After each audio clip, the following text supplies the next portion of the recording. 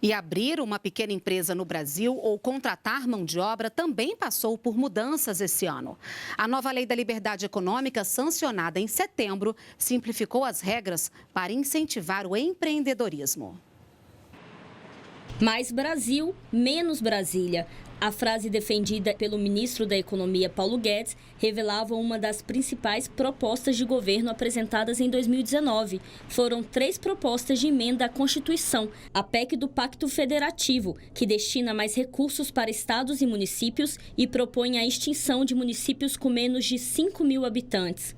A PEC emergencial, que proíbe estados e municípios endividados de criarem despesas obrigatórias e aumentarem gastos com os funcionários públicos. E a PEC dos fundos públicos, que permite a utilização de 220 bilhões de reais parados em fundos para o pagamento da dívida pública. Com essas mudanças, estados e municípios podem receber de 400 a 500 bilhões de reais a mais nos próximos 15 anos. As mudanças propostas no programa Mais Brasil tiveram como objetivo ajustar as contas públicas, manter as receitas e despesas equilibradas e permitir que o Brasil voltasse a crescer. O grande desafio brasileiro é a transformação do Estado.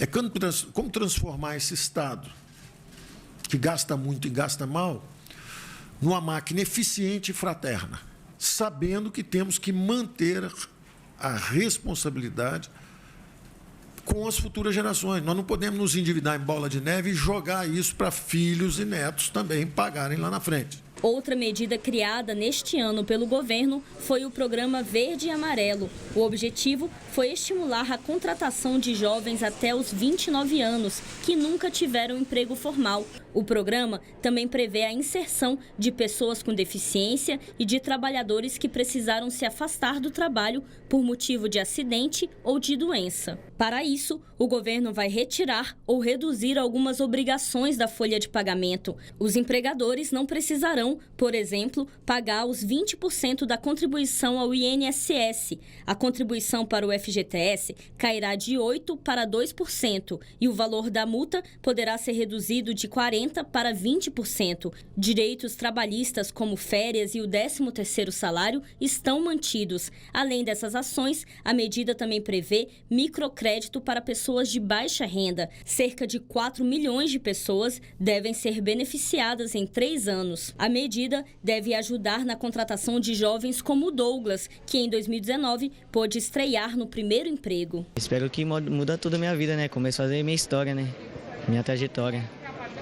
Ajudar minha família, né? E é isso aí. Para gerar mais emprego e renda, uma outra ação do governo federal foi a Lei da Liberdade Econômica. Criada como medida provisória e transformada em lei, ela prevê menos burocracia e mais facilidade na abertura de empresas, principalmente de micro e pequeno porte. Entre as principais mudanças, a lei dispensa o registro de ponto para empresas com até 20 empregados e elimina alvarás para atividades consideradas de baixo risco, como costureira. A medida pode gerar 3.700.000 empregos e mais de 7% de crescimento da economia nos próximos 10 anos. O conjunto de medidas surtiu efeito na vida de quem estava fora do mercado de trabalho. No ano, foram criados quase 950.000 empregos com carteira assinada. Contratações como a de Paula, nova funcionária em uma loja de sapatos em Brasília. Deu certo, entreguei um currículo, aí fui chamada para entrevista e logo no mesmo dia obtive a resposta, né? E estou aqui agora. Você vê então que algumas das políticas que o governo fez já começam a surtir efeito. Você começa a ter ganho de investimento. Investimento, por exemplo, foi bom nos últimos 3 meses. Então, como que impacta na vida das pessoas? É emprego e renda.